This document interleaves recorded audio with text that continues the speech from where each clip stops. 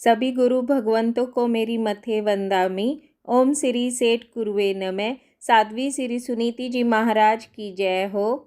आज व्यसन मुक्ति प्रेरक कवि श्री अमर मुनि जी महाराज के बारे में चर्चा होगी।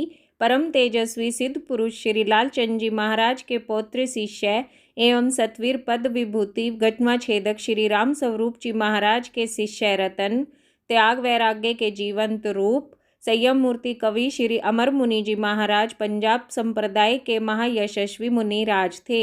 अपने जीवन काल में उस महापुरुष ने लगभग 6 लाख लोगों को व्यसन मुक्त जीवन जीना सिखाया।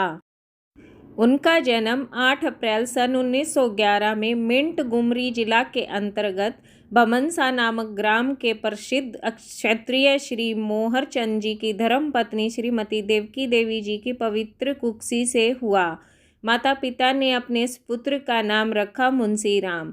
बालक मुंशीराम शुरू से ही श्रेष्ठ बुद्धि का धनी था।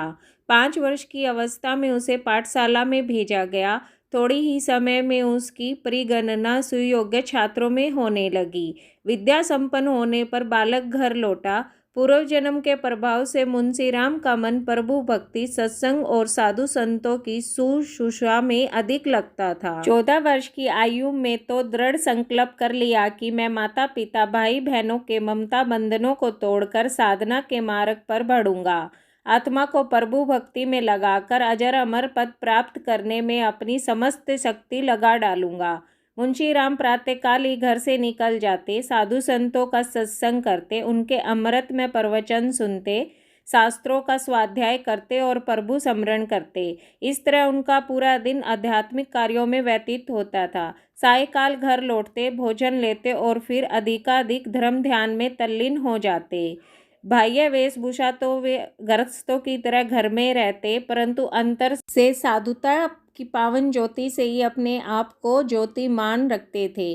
मुंशीराम के शुभ कर्मों के उदय से बमनसा ग्राम में गुरुपद की योग्यता को जीवन साथ करने वाले जग तारक भवोद्धारक गणवा छेदक श्री राम स्वरूप जी महाराज का पावन पदार्पण हुआ।